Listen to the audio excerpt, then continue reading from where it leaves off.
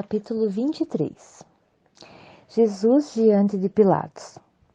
Em seguida, o grupo todo se levantou e levou Jesus para Pilatos. Lá começaram a acusá-lo, dizendo: pegamos esse homem tentando fazer o nosso povo se revoltar, dizendo a eles que não pagassem impostos ao imperador, e afirmando que ele é o Messias, um rei. Aí Pilatos perguntou a Jesus: você é o rei dos judeus? Jesus respondeu: quem está dizendo isso é o Senhor. Então Pilatos disse aos chefes dos sacerdotes e à multidão: não encontro nenhum motivo para condenar esse homem. Mas eles insistiram: ele está causando desordem entre o povo de toda a Galileia. Ele começou na Galileia e agora chegou aqui. Jesus diante de Herodes. Ouvindo isso, Pilatos perguntou: esse homem é da Galileia? Quando soube que Jesus era da região governada por Herodes, Pilatos o mandou para ele, pois Herodes também estava em Jerusalém naquela ocasião.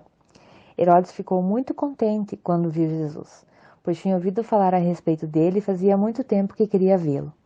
Ele desejava ver Jesus fazer alguns milagres, então fez algumas perguntas a Jesus, mas ele não respondeu nada. Os chefes dos sacerdotes e os mestres da lei se apresentaram e fizeram acusações muito fortes contra Jesus. Herodes e os seus soldados zombaram de Jesus e o trataram com desespero. Puseram nele uma capa luxuosa e o mandaram voltar para Pilatos. Naquele dia, Herodes e Pilatos, que antes eram inimigos, se tornaram amigos. Jesus é condenado à morte. Pilatos reuniu os chefes dos sacerdotes, os líderes judeus e o povo e disse: vocês me trouxeram esse homem e disseram que ele estava atiçando o povo para fazer uma revolta. Pois eu já lhe fiz várias perguntas diante de todos vocês, mas não encontrei nele nenhuma culpa dessas coisas que vocês o acusam. Herodes também não encontrou nada contra ele, e por isso o mandou de volta para nós. Assim, é claro que esse homem não fez nada que mereça a pena de morte. Eu vou mandar que ele seja chicoteado e depois o soltarei. Na festa da Páscoa, Pilatos tinha o costume de soltar algum preso, a pedido do povo. Aí toda a multidão começou a gritar: mata esse homem! Solta Barrabás para nós! Barrabás tinha sido preso por causa de uma revolta na cidade por assassinato. Então Pilatos, querendo soltar Jesus, falou outra vez à multidão, mas eles gritavam mais ainda: crucifica! Crucifica! E Pilatos disse pela terceira vez: mas qual foi o crime dele? Eu não vejo nesse homem nada que faça com que ele mereça a pena de morte. Vou mandar que ele seja chicoteado e depois o soltarei. Porém, eles continuaram a gritar bem alto, pedindo que Jesus fosse crucificado, e a gritaria deles venceu. Pilatos condenou Jesus à morte, como pediam, e soltou o homem que eles queriam, aquele que havia sido preso por causa da revolta e do assassinato, e entregou Jesus para fazerem com ele o que quisessem. A crucificação de Jesus. Então os soldados levaram Jesus. No caminho eles encontraram um homem chamado Simão, da cidade de Cirene, que vinha do campo. Agarraram Simão e o obrigaram a carregar a cruz, seguindo atrás de Jesus. Uma grande multidão o seguia. Nela havia algumas mulheres que choravam e lamentavam por causa dele. Jesus virou-se para elas e disse: mulheres de Jerusalém, não chorem por mim, mas por vocês e pelos seus filhos. Porque chegarão os dias em que todos vão dizer: felizes as mulheres que nunca tiveram filhos, que nunca deram à luz e que nunca amamentaram. Chegará o tempo em que todos vão dizer a montanhas: caiam em cima de nós. E dirão também aos montes: nos cubram. Porque se isso é feito quando a lenha está ainda verde, o que acontecerá quando ela estiver seca? Levaram também 2 criminosos para serem mortos com Jesus. Quando chegaram ao lugar chamado A Caveira, ali crucificaram Jesus e junto com ele os 2 criminosos, um à sua direita e outro à sua esquerda.